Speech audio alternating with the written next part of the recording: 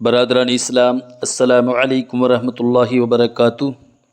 الحمد للہ الذی ابدأ الافلاک والارضین والصلاة والسلام علی من کان نبیا وآدم بین الماء والطین وعلی آلہ واصحابہ اجمعین، اما بعد فاعوذ باللہ من الشیطان الرجیم، بسم اللہ الرحمن الرحیم۔ وَقَضَىٰ رَبُّكَ أَلَّا تَعْبُدُوا إِلَّا إِيَّاهُ وَبِالْوَالِدَيْنِ إِحْسَانًا إِمَّا يَبْلُغَنَّ عِندَكَ الْكِبَرَ أَحَدُهُمَا أَوْ كِلَاهُمَا فَلَا تَقُل لَّهُمَا أُفٍّ وَلَا تَنْهَرْهُمَا وَقُل لَّهُمَا قَوْلًا كَرِيمًا وَاخْفِضْ لَهُمَا جَنَاحَ الذُّلِّ من الرحمة وقل رب ارحمهما كما ربياني صغيرا۔ صدق الله العظيم وصدق رسوله النبي الأمين الكريم، ونحن على ذلك لمن الشاهدين والشاكرين والحمد لله رب العالمين۔ میں اپنی عادت کے مطابق کلام الامام امام الکلام آپ کی خدمت میں پیش کرنے کے لیے جا رہا ہوں۔ عرش حق ہے مسند رفعت رسول اللہ کی، عرش حق ہے مسند رفعت رسول اللہ کی، دیکھنی ہے حشر میں عزت رسول اللہ کی۔ اور امام عشق محبت فرماتے ہیں، قبر میں لہرائیں گے تا حشر چشم نور کے، قبر میں لہرائیں گے تا حشر چشم نور کے، جلوہ فرما ہوگی جب طلعت رسول اللہ کی۔ اور وہ جہنم میں گیا، وہ جہنم میں گیا جو ان سے مستغنی ہوا، وہ جہنم میں گیا جو ان سے مستغنی ہوا، ہے خلیل اللہ کو حاجت رسول اللہ کی۔ اور سورج الٹے پاؤں پلٹے چاند اشارے سے ہو چاک، سورج الٹے پاؤں پلٹے چاند اشارے سے ہو چاک، اندھے نجدی دیکھ لے قدرت رسول اللہ کی۔ اور تجھ سے اور جنت سے کیا مطلب نزدی دور ہو، تجھ سے اور جنت سے کیا مطلب نزدی دور ہو، ہم رسول اللہ کے جنت رسول اللہ کی۔ اور اعلیٰ حضرت فرماتے ہیں، اے رضا خود صاحب قرآن ہے مداح حضور، اے رضا خود صاحب قرآن ہے مداح حضور، تجھ سے کب ممکن ہے پھر مدحت رسول اللہ کی۔ میری ملت کے نوجوانوں، میں نے جس آیت مبارکہ کا ترجمہ، میں نے جس آیت مبارکہ کو اپنا عنوان تقریر بنایا، آئیے اس کا ترجمہ پیش کرنے سے قبل فرط عقیدت اور جوش محبت کے ساتھ سرکاری ذی وقار احمدی مختار شفیع روز شمار کے دربار گوہربار میں عقیدت اور محبت کے ساتھ درود شریف کا نذرانہ پیش کریں۔ پڑھیں بآواز بلند، اللہ رب محمد صلی اللہ علیہ وسلم، نحن عباد محمد صلی اللہ علیہ وسلم، صلاۃ و سلام علیک یا رسول اللہ صلی اللہ تعالی علیہ وسلم۔ میری ملت کے نوجوانوں، پروردگار عالم ارشاد فرماتا ہے، وَقَضَىٰ رَبُّكَ أَلَّا تَعْبُدُوا إِلَّا إِيَّاهُ، اور تمہارے رب نے حکم فرمایا، اللہ تعبدوا الا ایاہ، کہ اس کے سوا کسی کو نہ پوجو، وبالوالدین احسانا، اور ماں باپ کے ساتھ اچھا سلوک کرو، اما یبلغن عندک الکبر احدہما او کلاہما، اگر تیرے سامنے ان میں ایک یا دونوں بڑھاپے کو پہنچ جائیں، فلا تقل لہما اف ولا تنہرہما، تو ان سے اف تک نہ کہو، ان سے ہوں نہ کہنا اور انہیں نہ جھڑکنا، وَقُلْ لَهُمَا قَوْلًا كَرِيمًا، اور ان سے تعظیم کی بات کہنا، وَاخْفِضْ لَهُمَا جَنَاحَ الذُّلِّ مِنَ الرَّحْمَةِ، اور ان کے لیے عاجزی کا بازو بچھا، من الرحمہ نرم دلی سے، وَقُلْ رَبِّ ارْحَمْهُمَا، اور عرض کر اے میرے رب تو ان دونوں پر رحم فرما، کما ربیانی صغیرا، جیسا کہ ان دونوں نے مجھے بچپن میں پالا۔ میری ملت کے نوجوانوں، یہ اس آیت مقدسہ کا سیدھا اور تلیز ترجمہ تھا جو میں نے آپ حضرات کی خدمت میں پیش کیا۔ میری ملت کے نوجوانوں، یہ آیت مقدسہ یہ غمازی کر رہی ہے کہ پروردگار عالم نے ارشاد فرمایا ہے کہ اللہ تعبدوا الا ایاہ، کہ اس کے علاوہ کسی کو نہ پوجو۔ اللہ نے اپنی عبادت کے بعد جو حکم فرمایا ہے، وَبِالْوَالِدَيْنِ احسانا، کہ اپنے ماں باپ کے ساتھ حسن سلوک کرو، اپنے ماں باپ کے ساتھ اچھا برتاؤ کرو۔ میری ملت کے نوجوانوں، قرآن کریم کی آیت طیبہ میں توحید کے بعد جن کے حقوق کا ذکر کیا گیا ہے وہ ہیں والدین۔ حدیث طیبہ میں بھی اس کی خوب وضاحت کی گئی ہے۔ حضرت ابو ہریرہ رضی اللہ تعالی عنہ روایت کرتے ہیں، یہ بڑی پیاری حدیث میں آپ کی سماعتوں کے حوالے کرنے کے لیے جا رہا ہوں، جس کے راوی ہیں حضرت ابو ہریرہ رضی اللہ تعالی عنہ۔ یہ وہ صحابی رسول ہیں جن کا شمار اصحاب صفہ ان 70 صحابہ کرام میں سے کیا جاتا ہے جو حضور صلی اللہ علیہ وسلم کی یونیورسٹی مدرسے میں اینی ٹائم رہا کرتے تھے، جن کو اصحاب صفہ کہا جاتا ہے۔ انہی میں سے ایک حضرت ابو ہریرہ بھی ہیں جو بہت ساری اکثر حدیثیں انہی سے روایت ہیں۔ کیوں؟ ایک صحابی رسول نے عرض کی، اے ابو ہریرہ، جس حدیث کو دیکھو اس کے راوی تم ہو، جس حدیث کو دیکھو اس کے راوی تم ہو۔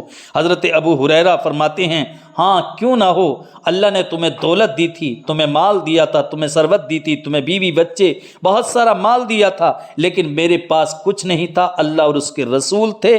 میں اینی ٹائم ہمیشہ ہما وقت اللہ کے رسول کے دربار میں رہا کرتا تھا، تو اللہ کے رسول کے لب مقدس سے جو بھی بات نکلتی تھی میں اس کو نوٹ کر لیا کرتا تھا، اسی لیے میں روایت کرتا ہوں۔ تو میری ملت کے نوجوانوں، اکثر احادیث مبارکہ حضرت ابو ہریرہ رضی اللہ تعالی عنہ سے مروی ہوا کرتی ہیں۔ تو اس حدیث کے بھی راوی حضرت ابو ہریرہ رضی اللہ تعالی عنہ ہیں کہ حضور صلی اللہ علیہ وسلم کی بارگاہ میں ایک شخص حاضر ہوئے، اور حاضر ہونے کے بعد عرض کرتے ہیں، یا رسول اللہ صلی اللہ علیہ وسلم، من احق بحسن صحبتی؟ قال امک، قال ثم من؟ قال امک، قال ثم من؟ قال امک، قال ثم من؟ قال ابوک۔ حضرت ابو ہریرہ روایت کرتے ہیں کہ ایک صحابی رسول آپ کی بارگاہ میں، حضور کی بارگاہ میں حاضر ہوئے، اور حاضر ہونے کے بعد عرض کرتے ہیں، اے اللہ کے رسول صلی اللہ علیہ وسلم، میرے احسان کا زیادہ حقدار کون ہے؟ آپ نے فرمایا، تیری ماں۔ اس نے پوچھا، پھر کون؟ تو آپ نے فرمایا، تیری ماں۔ اس نے عرض کی، پھر کون؟ آپ نے فرمایا، تیری ماں۔ پھر عرض کی، اس کے بعد کون؟ تو آپ نے فرمایا، ابو کا، تیرا باپ۔ یعنی اللہ کے رسول صلی اللہ علیہ وسلم کی بارگاہ میں وہ صحابی رسول حاضر ہو کر عرض کرتے ہیں، یا رسول اللہ، میرے حسن سلوک کا، من احق بحسن صحبتی، میرے حسن سلوک کا سب سے زیادہ حقدار کون ہے؟ تو آقا ارشاد فرماتے ہیں، امو کا، تیری ماں تیرے حسن سلوک کی سب سے زیادہ حقدار ہیں۔ قال ثم من؟ تو پھر وہ صحابی رسول عرض کرتے ہیں، یا رسول اللہ، پھر میرے حسن سلوک کا سب سے زیادہ حقدار کون ہے؟ آقا ارشاد فرماتے ہیں، امو کا، تیری ماں۔ قال ثم من؟ پھر وہ صحابی رسول پھر عرض کرتے ہیں تیسری مرتبہ، یا رسول اللہ، میرے حسن سلوک کے سب سے زیادہ حقدار کون ہے؟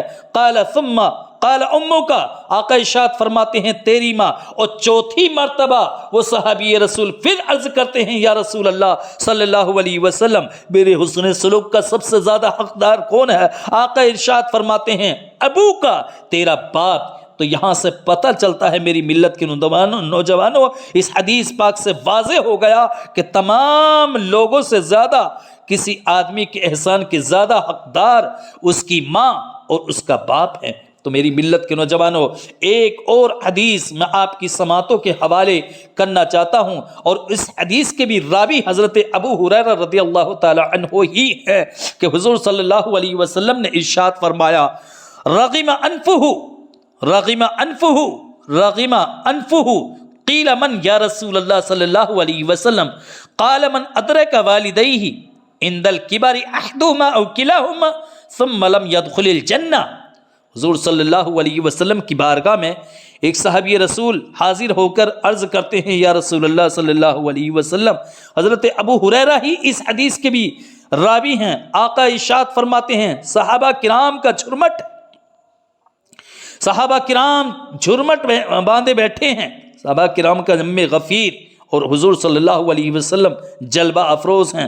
آقا ارشاد فرماتے ہیں، اس شخص کی ناک خاک آلود ہو، اس شخص کی ناک خاک آلود ہو، رغم انفہ، اس شخص کی ناک خاک آلود ہو۔ اللہ کے رسول صلی اللہ علیہ وسلم نے یہ جملہ 3 مرتبہ فرمایا کہ اس شخص کی ناک خاک آلود ہو۔ کیا مطلب؟ ذلیل و رسوا ہو وہ شخص، تو صحابہ کرام نے عرض کی یا رسول اللہ کون بدبخت ہے جس کے لیے یہ الفاظ کی بوچھار ہو رہی ہے 3 مرتبہ کہ خاک آلود ہو اس شخص کی ناک، خاک آلود ہو اس شخص کی ناک، خاک آلود ہو اس شخص کی ناک، یعنی ذلیل و رسوا ہو وہ بدبخت۔ میرے آقا ارشاد فرماتے ہیں وہ شخص کہ جس نے بڑھاپے میں اپنے والدین کو پایا اور ان کی خدمت کر کے جنت میں داخل نہیں ہو گیا، ذلیل و رسوا ہو ایسا شخص۔ تو میری ملت کے نوجوانوں، اس سے معلوم ہوا کہ ماں اور باپ دونوں کی یا دونوں میں سے ایک کی خدمت کرنا، ان کے ساتھ حسن معاشرت اختیار کرنا اور انہیں راضی کرنا ہی جنت میں داخل ہونے کا راستہ ہے۔ تو میری ملت کے نوجوانوں، یہ احادیث مبارکہ اور یہ کلام مقدس کی آیت ہمیں یہ غمازی کر رہی ہے، ہمیں یہ بتا رہی ہے کہ اللہ کی عبادت کے بعد اگر سب سے زیادہ ہمارے حسن سلوک کے حقدار ہیں تو وہ ماں باپ ہیں، اور جس نے اپنے ماں باپ کے ساتھ اچھا برتاؤ نہیں کیا اور اپنے ماں باپ کو بڑھاپے میں یا جوانی میں پایا، ان میں سے ایک کو یا دونوں کو اور ان کی خدمت کر کے جنت میں داخل نہیں ہو گیا، ذلیل و رسوا ہو، ذلیل و رسوا ہو، اس شخص کی ناک خاک آلود ہو، اس شخص کی ناک خاک آلود ہو، اس شخص کی ناک خاک آلود ہو۔ یہ اللہ کے رسول صلی اللہ علیہ وسلم کی زبان مقدسہ سے الفاظ نکل رہے ہیں اس کم بخت نوجوان کے لیے جس نے بڑھاپے میں اپنے والدین کو پایا یا اپنی ماں کو پایا یا اپنے باپ کو پایا اور ان کی خدمت کر کے جنت میں داخل نہیں ہو گیا۔ ایک اور بڑی پیاری روایت، بڑی پیاری حدیث میں آپ کی سماعتوں کے حوالے کرنا چاہتا ہوں۔ ایک مرتبہ درود شریف کا نذرانہ پیش کریں، بات میں آگے بڑھاتا ہوں۔ اللہ رب محمد صلی اللہ علیہ وسلم نحن عباد محمد صلی اللہ علیہ وسلم صلاۃ و سلام علیک یا رسول اللہ صلی اللہ تعالی علیہ وسلم۔ بڑی پیاری حدیث ہے، حدیث پاک سنیں ایمان تازہ ہو جائے گا۔ آقا ارشاد فرماتے ہیں ماں کے قدموں کے نیچے جنت ہے، دنیا جس کو ماں کہتی ہے وہ ذات بڑی بابرکت ہے۔ ماں ایسی ہستی ہے جس کے قدم کے نیچے جنت ہے، ماں کے قدموں کو چومو، جنت کو چومنے کا ثواب، ماں کی زیارت کرو، کعبے کو دیکھنے کا ثواب۔ آقا آگے ارشاد فرماتے ہیں جب کوئی محبت کے ساتھ والدین کی زیارت کرتا ہے اللہ تعالیٰ اسے ایک حج مقبول کا ثواب عنایت فرماتا ہے۔ انسان بڑی دولت و مال خرچ کر کے حج کرنے جاتا ہے، مشقتیں اٹھاتا ہے، سفر کی صعوبتیں برداشت کرتا ہے، تب جا کر حج ادا ہوتا ہے، لیکن قبولیت کا یقین پھر بھی نہیں۔ لیکن والدین اللہ کی ایسی رحمت ہیں کہ صبح کو دیکھو حج مقبول کا ثواب، دوپہر میں دیکھو حج مقبول کا ثواب، شام کو دیکھو حج مقبول کا ثواب، رات کو دیکھو حج مقبول کا ثواب۔ یہاں تک ہی بس نہیں بلکہ اگر 70 مرتبہ کسی نے نگاہ محبت سے دیدار کیا تو 70 حج مقبول کا ثواب اس کو ملتا ہے۔ اسی عنوان کا ایک واقعہ میں آپ کی سماعتوں کے حوالے کرنا چاہتا ہوں، درود شریف سنائیں۔ اللہ رب محمد صلی اللہ علیہ وسلم نحن عباد محمد صلی اللہ علیہ وسلم صلاۃ و سلام علیک یا رسول اللہ صلی اللہ علیہ وسلم۔ آقا کی بارگاہ میں ایک گناہگار انسان میرے آقا کی رحمت والے دربار میں حاضر ہوا اور عرض کرنے لگا حضور بڑا گناہگار ہوں، بخشش کا طلبگار ہوں، حاضر دربار ہوں، معافی کا خواستگار ہوں۔ میرے آقا نے فرمایا کیا تیرے گناہ درخت کے پتوں سے بھی زیادہ ہیں؟ عرض کرتا ہے ہاں۔ آقا ارشاد فرماتے ہیں کیا تیرے گناہ پانی کے قطرات سے بھی زیادہ ہیں؟ عرض کرتا ہے ہاں۔ کیا تیرے گناہ ریت کے ذرات سے بھی زیادہ ہیں؟ عرض کرتا ہے ہاں۔ میرے آقا کی رحمت جوش میں آتی ہے، ارشاد فرمایا کیا تیرے گناہ اللہ کی رحمت سے بھی زیادہ ہیں؟ عرض کرتا ہے نہیں نہیں، میرے گناہ اللہ کی رحمت سے زیادہ نہیں بلکہ میرے گناہ اللہ کی رحمت سے چھوٹے ہیں، کم ہیں۔ اللہ کی رحمت بہت وسیع ہے، بہت بڑی ہے۔ میرے آقا نے فرمایا کیا تیرے والدین زندہ ہیں؟ عرض کرتا ہے نہیں۔ کیا تجھے اپنے والدین کی قبر معلوم ہے؟ عرض کرتا ہے نہیں۔ کیا تجھے اپنے والدین کا قبرستان معلوم ہے؟ عرض کرتا ہے نہیں۔ میرے آقا کے لمحۂ رحمت کھلتے ہیں، ارشاد فرماتے ہیں جب کسی قبرستان میں چلا جا اور 2 لکیریں بنا لے، ایک لکیر کو اپنے والد کی قبر تصور کر لے اور ایک کو اپنی والدہ کی قبر سمجھ لے اور سورہ فاتحہ فاتحہ کی تلاوت کر دے، اللہ تعالیٰ تیرے تمام گناہوں کو معاف فرما دے گا۔ میری ملت کے نوجوانوں، یہ ایسی والدین ایک ایسی نعمت ہیں، ایسی عظمت ہیں، ایسی رحمت ہیں کہ ان سے بڑھ کر رحمت اللہ نے اپنی عبادت کے بعد کسی کو بنایا ہی نہیں۔ ایک مرتبہ درود شریف کا نذرانہ پیش کریں تو میں بات آگے بڑھاؤں۔ اللہ رب محمد صلی اللہ علیہ وسلم نحن عباد محمد صلی اللہ علیہ وسلم صلاۃ و سلام علیک یا رسول اللہ صلی اللہ تعالی علیہ وسلم۔ میری ملت کے نوجوانوں، اب وہ لوگ جو اپنے والدین کی خدمت نہیں کرتے، اپنے والدین کے ساتھ اچھا برتاؤ نہیں کرتے، ان کے لیے کیا سزا ہے اور ان کو کن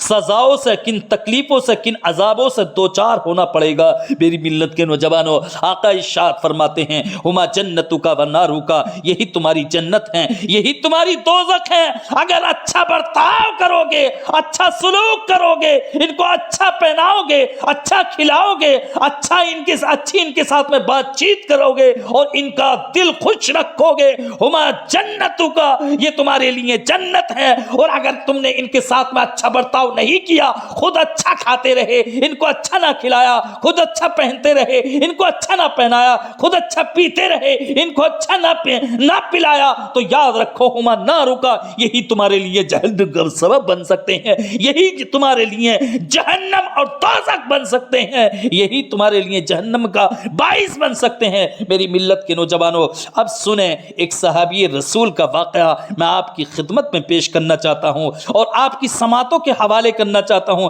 یقین جانو میری ملت کے نوجوانوں، یاد رکھو، اگر میری ان باتوں کو جو میں آپ کی خدمت میں پیش کرنے کے لیے جا رہا ہوں اپنی تقریر کے ذریعے اپنے ذہن و فکر میں محفوظ کر لیا تو تمہاری لائف محفوظ ہو جائے گی، اور اگر تم نے اپنے ذہن و فکر سے نکال دیا تو تمہاری لائف چوپٹ ہو جائے گی۔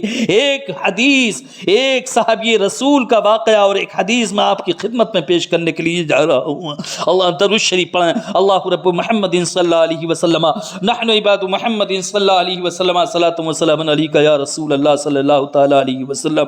اللہ کے رسول صلی اللہ علیہ وسلم کا مقدس زمانہ ہے، پیارا زمانہ ہے، عظمت والا زمانہ ہے، اور ایک صحابی رسول ہیں، مصطفیٰ کے صحابی ہیں، وہ ہیں جنہوں نے ایمان کی حالت میں اپنے ماتھے کی آنکھوں سے مصطفیٰ کی زیارت کی تھی، اپنے شب و روز مصطفیٰ کی بارگاہ میں گزارے تھے۔ ان کی نزا کا عالم ہے، ان کی موت کا وقت آ چکا ہے، ان کی اس دنیا سے رخصتی کا وقت آ چکا ہے، اللہ سے ملنے کا وقت آ چکا ہے، لیکن میری ملت کے نوجوانوں، وہ صحابی رسول نزا کے عالم میں ہیں، موت کا وقت ان کا قریب آ چکا ہے، لیکن ان کے جسم سے جان نہیں نکل رہی ہے۔ نزا کا وقت ہے لیکن ان کے جسم سے جان نہیں نکل رہی ہے۔ اے میری ملت کے نوجوانوں، میری اس بات کو سننے کے بعد بھی اگر نوجوان اپنی اصل سے نہ پلٹا، اپنے والدین کی خدمت نہ کی، تو اس کو کوئی بات پلٹا نہیں سکتی۔ یقین جانو وہ صحابی رسول ہیں، ہماری اور آپ کی کیا اوقات ہے؟ ان صحابی رسول نے اللہ کے رسول کی زیارت کی تھی، اس لیے وہ صحابی بنے۔ وہ ان کے نزا کا وقت ہے، موت کا وقت ہے، لیکن ان کے جسم سے جان نہیں نکل رہی ہے۔ صحابہ کرام نے اللہ کے رسول کے دربار میں حاضر ہو کر عرض کی، یا رسول اللہ، فلاں صحابی ہیں، نزا کے عالم میں ہے، لیکن تکلیف کا عالم یہ ہے کہ ان کی تکلیف دیکھی نہیں جا رہی ہے یا رسول اللہ، لیکن ان کے جسم سے جان نہیں نکل رہی ہے۔ میرے آقا تشریف لے گئے اور ان صحابی کو دیکھا، دیکھنے کے بعد ان کی تکلیف کو محسوس کیا۔ تکلیف کو محسوس کرنے کے بعد میرے آقا ارشاد فرماتے ہیں، ان کی والدہ کہاں ہیں؟ ان کی امی کہاں ہے؟ امی کو بلایا گیا، والدہ کو بلایا گیا، اور والدہ سے میرے آقا نے ارشاد فرمایا، یہ بتاؤ کیا اپنے اس بیٹے سے تم راضی ہو یا تم ناراض ہو؟ والدہ کہتی ہیں کہ میں اپنے اس کمینے بیٹے سے راضی نہیں ہوں، میں اس سے ناراض ہوں، اس لیے کہ اپنی لائف میں اس نے مجھے وہ اذیت، وہ تکلیفیں پہنچائی ہیں، وہ دکھ پہنچائے ہیں کہ میں اس سے بالکل ہرگز راضی نہیں ہوں۔ آقا ارشاد فرماتے ہیں لیکن تم راضی ہو جاؤ، اس لیے کہ نزا کے عالم میں ہے، ان کے جسم سے ان کی روح نہیں نکل رہی ہے، ان کو بے حد تکلیف ہو رہی ہے، تو ان کو معاف کر دو، تم ان کی غلطیوں کو معاف کر دو، تم ان کی غلطیوں کو درگزر کر ہو اور ان کی موت کے وقت، نزا کے وقت میں جو تکلیف ہو رہی ہے اگر تم معاف کر دو گی تو یہ تکلیف ان کی دور ہو جائے گی اور ان کی روح ان کے جسم سے آسانی کے ساتھ نکل جائے گی میری ملت کے نوجوانوں۔ لیکن ماں کہتی ہے یا رسول اللہ صلی اللہ علیہ وسلم میں اس کمینے بدبخت بیٹے کو ہرگز معاف کرنے کے لیے تیار نہیں ہوں۔ جب ماں کی طرف سے میرے آقا نے یہ جملے سنے، میرے آقا نے صحابہ کرام کو حکم دیا اے میرے صحابہ ادھر آؤ، اور صحابہ کرام کو آرڈر کیا جاؤ لکڑیاں اکٹھی کرو۔ لکڑیاں اکٹھی کری گئیں۔ لکڑیاں اکٹھی کرنے کے بعد صحابہ کرام کو حکم دیا کہ ان لکڑیوں میں آگ لگا دی جائے۔ جب آگ لگا دی گئی، روایت میں آتا ہے میرے آقا ارشاد فرماتے ہیں کہ ایسا بدبخت بیٹا کہ جس کی ماں اس سے اتنی نالا اور اتنی دکھی ہو، اتنی اذیت اس نے اپنی ماں کو پہنچائی ہو کہ اس کی ماں اس کو معاف کرنے کے لیے تیار نہیں ہے، ایسے بدبخت اور کمینے بیٹے کو اس جلتی ہوئی آگ کے اندر ڈال دو، پھینک دو اس جلتی ہوئی آگ کے اندر۔ میرے آقا نے جب یہ الفاظ فرمائے، یہ ارشاد فرمایا صحابہ کرام کو، صحابہ کرام آگے بڑھے۔ جیسے ہی اور جلتی ہوئی آگ کے اندر اس بدبخت بیٹے کو ڈالنا چاہا،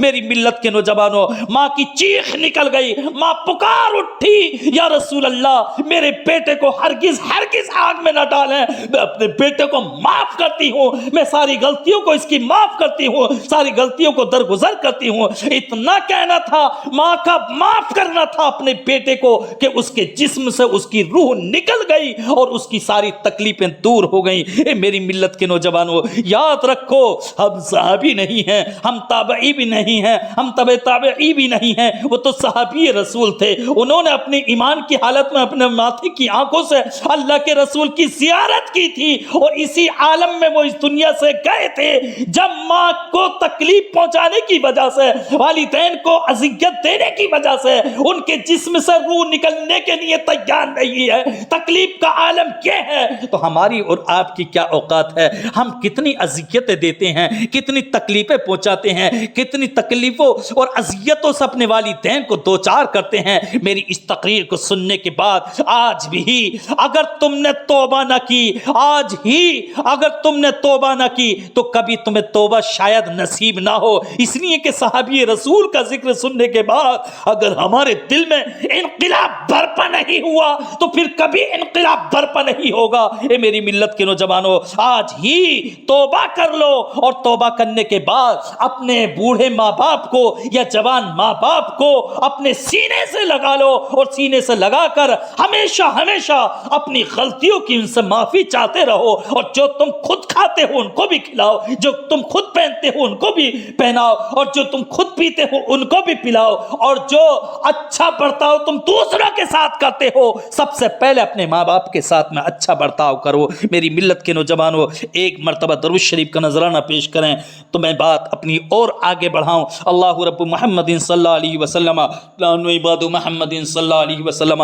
صلاۃ و سلام علیک یا رسول اللہ صلی اللہ علیہ وسلم۔ اب ایک ایسی روایت میں آپ کے سامنے پیش کرنے کے لیے جا رہا ہوں، جیسا کرو گے ویسا بھرو گے۔ آج تم نوجوان ہو، ایک دن تمہیں بھی بوڑھا ہونا ہے۔ آج تمہاری جوان جسم کے اندر جو خون دوڑ رہا ہے یہ شباب کا اور جوانی کا خون ہے۔ ایک دن تم نحیف و ناتواں ہو جاؤ گے، ایک دن تم ویک ہو جاؤ گے، کمزور اور لاغر ہو جاؤ گے۔ جس طرح آج تمہارے ماں باپ نحیف و کمزور ہیں، لاغر ہیں، ضعیف ہو چکے ہیں، ایک دن وہ آنے والا ہے تم بھی کمزوری کی منزل کو پہنچو گے۔ اس وقت تمہیں احساس ہوگا کہ ہم نے اپنے ماں باپ کے ساتھ میں کیسا برتاؤ کیا ہے۔ ایک شخص تھا کہ جو اپنے اس کا اکلوتا بیٹا تھا، ایک ہی بیٹا تھا، اور اپنے اکلوتے بیٹے کو پالنے کے لیے اس نے کیا کچھ نہ کیا، اور اپنے اکلوتے بیٹے کو پڑھانے کے لیے اس نے کیا کچھ نہ کیا۔ لیکن افسوس اس بات کا کہ اس نے ایڑی چوٹی کا زور لگایا اپنے اکلوتے بیٹے کو پالنے کے لیے، اپنے اکلوتے بیٹے کو پڑھانے کے لیے، لیکن اس نے دین کی تعلیم نہیں دی، اسلام کی تعلیم سے روشناس نہیں کیا، اسلام کی تعلیم سے اس نے اس نے اسلام کی تعلیم کا اس نے درس نہیں دیا، دنیاوی تعلیم میں اس کو منہمک رکھا، اس کو مصروف اور مشغول رکھا، لیکن دین کی تعلیم سے اس نے اس کو دور رکھا۔ میری ملت کے نوجوانوں، سب کچھ کیا، حرام کمایا، حلال کمایا، اپنے اکلوتے بیٹے کو پالتا رہا، اپنے اکلوتے بیٹے کی تعلیم کو آگے بڑھاتا رہا۔ آخر کار وہ اکلوتا بیٹا جوان ہوا، اور جوانی کی منزل کو پہنچنے کے بعد وہ اپنی دنیاوی تعلیم سے فارغ ہوا، ڈگریاں حاصل کی۔ ڈگریاں حاصل کرنے کے بعد اب یہ باپ جس نے پوری جوانی اپنے اکلوتے بیٹے کو پالنے میں اور اس کو پڑھانے میں گزار دی، اب یہ بڑھاپے کی منزل کو پہنچ گیا۔ جب یہ بڑھاپے کی منزل کو پہنچ گیا، طرح طرح کی بیماریاں اس کے اندر لاحق ہو گئیں، طرح طرح کی بیماریوں نے اس پر اٹیک اور حملہ آور ہو گئی۔ میری ملت کے نوجوانوں، اب اس نے سوچا کہ میں بڑھاپے کو پہنچ چکا ہوں، میں اپنے اکلوتے بیٹے کی شادی کر دوں۔ اس نے اپنے اکلوتے بیٹے کی شادی کی، بڑی دھوم دھام سے اپنے اکلوتے بیٹے کی شادی کی، اور شادی کرنے کے بعد میری ملت کے نوجوانوں، بہو گھر میں آئی، بتوہو گھر میں آئی۔ جب اس اکلوتے بیٹے کی بیوی گھر میں آئی، ایک طویل مدت گزرتی گئی، مدت گزرتے گزرتے، ٹائم گزرتے گزرتے، وقت گزرتے گزرتے، ایک وقت وہ آیا کہ یہ باپ کہ جس نے اکلوتے بیٹے کو پرورش کیا، پالا پوسا اور اس کو اعلیٰ تعلیم، اعلیٰ ڈگری حاصل کرائی، لیکن دنیاوی ڈگری، دین کی ڈگری نہیں، اسلام کی ڈگری نہیں، حافظ قرآن یا عالم قرآن یا مفتی قرآن نہیں بنایا، بلکہ دنیاوی ڈگری اس کو حاصل کرائی۔ اب میری ملت کے نوجوانوں، اس بوڑھے باپ کو طرح طرح کی بیماریوں نے اس پر اٹیک کیا، حملہ آور ہوئیں، اور حملہ آور ہونے کے بعد اس کو ایسی بیماریاں لاحق ہو گئیں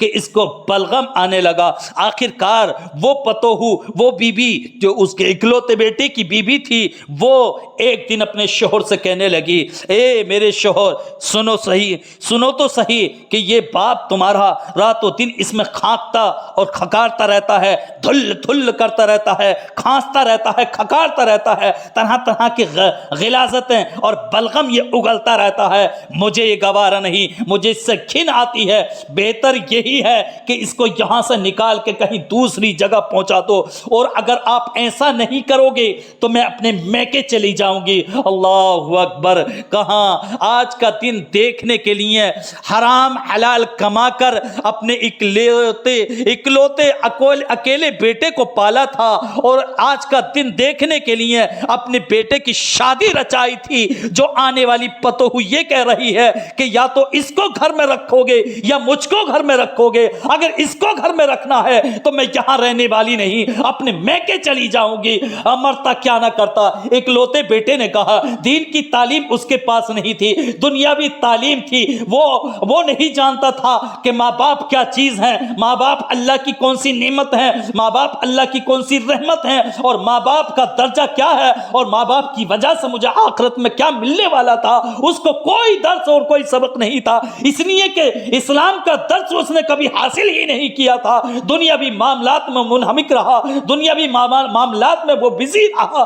آخر کار میری ملت کے نوجوانوں، جب بیوی کے تیور یہ دیکھے، وہ یہ کہہ رہی ہے یا تو اس گھر میں یہ بوڑھا رہے گا یا میں رہوں گی، اگر یہ رہا تو میں اپنے میکے چلی جاؤں گی، تو اکلوتے بیٹے نے کہا کہ بیگم تو نہ جا، اس بوڑھے باپ کو ہی میں یہاں سے دور کر دیتا ہوں۔ آخر کار نتیجہ یہ ہوا کہ اس اکلوتے بیٹے نے جس کو حرام حلال کمائی اکٹھی کر کے اس کو پالا تھا اور اس کی پرورش کی تھی، اس کی اعلیٰ تعلیم کی تھی، اس نے ایک پھٹا پرانا کمل لیا، اور کمل لینے کے بعد میری ملت کے نوجوانوں اپنے بوڑھے باپ سے کہا کہ والد محترم آئیے، میں آپ کو کہیں دوسری جگہ لے جا کر چھوڑتا ہوں۔ اپنی کمر پہ لادا، اور لادنے کے بعد وہ اس جنگل میں لے گیا، ایسے بیابان صحرا میں لے گیا جس بیابان صحرا میں کوئی دور دراز تک کوئی انسان نام کی کوئی چیز نہیں تھی میری ملت کے نوجوانوں۔ لیکن یہ نوجوان جو اپنے بوڑھے باپ کو اپنے کاندھے پہ لاد کے لے جا رہا تھا، اس کا ایک چھوٹا بچہ بھی پیدا ہو چکا تھا جو 2-4 سال کا تھا۔ اس بچے نے کہا کہ والد محترم، آپ دادا جان کو کہاں لے کر کے جا رہے ہیں؟ اب میں بھی آپ کے ساتھ چلتا ہوں۔ وہ چھوٹا سا بچہ یعنی اس بوڑھے باپ کا پوتا بھی اس کے ساتھ ہو لیا۔ آخر کار نتیجے کی شکل میں نتیجہ یہ ہوا کہ وہ نوجوان اپنے بوڑھے باپ کو ایسے جنگل میں لے گیا جہاں پر انسان نام کی کوئی چیز نہیں تھی، اور وہاں لے جانے کے بعد وہ کمل دیا، اور کمل دینے کے بعد کہا کہ آپ اپنی بقیہ زندگی یہیں پہ گزارو اور یہ کمل لو، اور اب آپ کو گھر آنے کی ضرورت نہیں ہے، یہیں پر اپنا باقی ٹائم گزارو، اس لیے کہ آپ کی ذات سے، آپ سے میری بیگم کو، میری بیوی کو جو اذیت اور تکلیف ہوتی ہے میں اس کو گوارا نہیں کر سکتا۔ آخر کار نتیجہ یہ ہوا، بوڑھے باپ نے ایک حسرت بھری نگاہوں سے اپنے جوان بیٹے کو دیکھا، اور دیکھنے کے بعد اپنی لائف کی پوری رودات اس کے سامنے آ گئی۔ اے میرے بیٹے، میں نے اسی دن کے لیے تجھے پالا تھا، اور اسی دن کے لیے میں نے تجھے اعلیٰ تعلیم دی تھی، لیکن افسوس رہا مجھے کہ میں نے تجھے دنیا بھی تعلیم دی۔ اگر دین کی تعلیم دے دیتا تو یہ حال میرے ساتھ ہرگز ہرگز نہیں ہوتا۔ آخر کار مکمل دے دیا، اور دینے کے بعد وہ بیٹا، وہ جوان بیٹا وہاں سے چلنے لگا، اپنے باپ سے رخصت ہو کے چلنے لگا، اور اس کا چھوٹا بچہ بھی اس کے ساتھ میں تھا۔ جب کچھ دور آ گیا، اور آنے کے بعد میری ملت کے نوجوانوں یاد رکھو، یہ بات میری سننے کی ہے اور سننے کے بعد عمل کرنے کی ہے۔ اگر عمل نہ کیا تو یقین جانو جیسا تم کرو گے ویسا تم بھرو گے، کیونکہ جیسی کرنی ویسی بھرنی۔ اگر میری ملت کے نوجوانوں، وہ نوجوان اپنے باپ کو کمبل دینے کے بعد وہاں سے روانہ ہو گیا، اور اس کا جو چھوٹا 2-4 سال کا بچہ تھا وہ بھی اس کے ساتھ روانہ ہو گیا۔ کچھ دور چلتے ہیں، اور چلنے کے بعد اس نوجوان سے اس کے چھوٹے بچے نے کہا کہ والد محترم ٹھہر جائیے، میں دادا سے مل کے آتا ہوں، آخری ملاقات کر کے آتا ہوں۔ نوجوان نے کہا کہاں جا رہے ہو؟ بچے نے کہا نہیں، میں ابھی آ رہا ہوں، آپ ٹھہر جائیے۔ وہ دوڑتا ہوا گیا، اور وہ پھٹا پرانا کمبل جو نوجوان اپنے بوڑھے باپ کو دے کر کے آیا تھا، اس بچے نے اس پھٹے پرانے کمبل کو لیا، اور لینے کے بعد اس پھٹے پرانے کمبل کے 2 پیس کیے، 2 ٹکڑے کیے، ایک ٹکڑا اپنے دادا کو دے کر آ گیا، اور ایک ٹکڑا اپنے ساتھ میں لے کر کے آ گیا۔ جب اپنے باپ کے پاس پہنچا، یعنی اس نوجوان کے پاس وہ بچہ پہنچا کمبل کا آدھا ٹکڑا لے کر، تو اس نوجوان نے پوچھا اے میرے بچے، تو اپنے دادا سے آدھا کمبل کا آدھا ٹکڑا کیوں لے کے آ گیا ہے؟ تو وہ بچہ جو جواب دیتا ہے میری ملت کے نوجوانوں سنہرے حروف سے لکھنے کے قابل ہے، اور یہی عبرت کے لائق ہیں، یہی عبرت حاصل کرنے کے وہ الفاظ ہیں جو وہ بچہ کہہ رہا ہے۔ بچہ کہتا ہے اے میرے والد محترم، یہ آدھا کمبل میں اس لیے پھاڑ کے لے آیا ہوں، اس لیے کہ آج دادا جان بوڑھے ہو چکے ہیں، تو آپ نے انہیں ایک کمبل دے کے یہاں بیابان جنگل میں تنے تنہا چھوڑ دیا ہے۔ ایک دن وہ ہوگا کہ میں جوان ہوں گا اور آپ بوڑھے ہوں گے، تو یہی آدھا کمبل آپ کو دے کے اسی جگہ پہ چھوڑ کے جاؤں گا، میں اس لیے آدھا کمبل پھاڑ کے لایا ہوں۔ اے میری ملت کے نوجوانوں، جب اس بچے کی زبان سے یہ الفاظ اس نوجوان نے سنے تو اس کی دنیا بدل گئی، اس کی دنیا میں انقلاب برپا ہو گیا، اور اس نے فوری طور پر ڈیسیژن لے لیا، فیصلہ لے لیا کہ کچھ بھی ہو میں اپنے بوڑھے باپ کو یہاں چھوڑ کے نہیں جاؤں گا، اپنے ساتھ میں رکھوں گا اور پوری زندگی ان کی سیوا کروں گا، اس لیے کہ میرے بچے نے مجھے یہ سبق دے دیا ہے، مجھے یہ درس دے دیا ہے کہ جیسا میں کر کے جا رہا ہوں میرا بچہ بھی میرے ساتھ میں ویسا ہی کرے گا۔ اور وہ پلٹ کے آیا نوجوان، اور پلٹ کے آنے کے بعد اپنے بوڑھے باپ کو کاندھے پہ بٹھایا، بڑے پیار سے بٹھایا۔ بوڑھا باپ کہتا ہے اے میرے لختے جگر، تیرے اندر یہ انقلاب برپا کیسے ہو گیا؟ تو بڑی بے دردی سے مجھے پھینک کے گیا تھا، اور اب بڑے پیار سے مجھے لے کر کے جا رہا ہے۔ یہ نوجوان کہتا ہے والد محترم میری غلطیوں کو معاف کر دیجئے، میری گستاخیوں کو، میری بدتمیزیوں کو معاف کر دیجئے، آپ کے چھوٹے سے پوتے نے مجھے یہ سبق دیا ہے، یہ درس دیا ہے کہ میں آپ کے ساتھ اچھا برتاؤ کر رہا ہوں، اور آپ کی پوری زندگی میں آپ کی سیوا کرتا رہوں گا، آپ کی خدمت کرتا رہوں گا۔ آخرکار نتیجہ یہ ہوا میری ملت کے نوجوانوں، اپنے بوڑھے باپ کو لے کر کے اپنے گھر میں پہنچا، اور پہنچنے کے بعد اس نوجوان نے اپنا ڈیسیزن بدلا، اپنا فیصلہ بدلا۔ جب اس نے اپنا فیصلہ بدلا تو بیوی کو اپنا فیصلہ بدلنا پڑ گیا۔ نوجوان کہتا ہے اے میری بیگم، تو میری بیوی ہے، یہ مانا کہ تیرا مجھ پہ حق ہے، لیکن یہ حق بھی نہیں ہے کہ تیری وجہ سے اپنے بوڑھے باپ کو گھر سے نکال کے باہر کر دوں۔ یاد رکھ، تو میرے گھر میں رہ یا نہ رہ، میں اپنے بوڑھے باپ کو اپنے ساتھ میں رکھوں گا اور ان کی پوری زندگی خدمت کروں گا، ان کے ساتھ میں اچھا برتاؤ کروں گا، اچھا سلوک کروں گا۔ یہی میری ملت کے نوجوانوں، جیسا کرو گے ویسا بھرو گے۔ اگر آج تم اپنے بوڑھے ماں باپ کے ساتھ میں اچھا برتاؤ کرو گے تو یقین جانو تمہارے ساتھ میں اچھا برتاؤ ہوگا، اور اگر اپنے بوڑھے ماں باپ کے ساتھ میں برا برتاؤ، ان کو اذیت اور ان کو تکلیف پہنچاؤ گے تو تمہارے ساتھ میں بھی تمہاری اولاد ایسا ہی کرے گی۔ اور اگر تمہیں یقین نہ ہو تو اپنی پرانی لائف اٹھا کے دیکھ لو، نہ جانے کتنے لوگوں کو تم نے دیکھا ہوگا کہ انہوں نے جس طرح اپنے ماں باپ کے ساتھ میں کیا، ان کے ساتھ میں بھی ان کی اولاد نے ویسا ہی کیا۔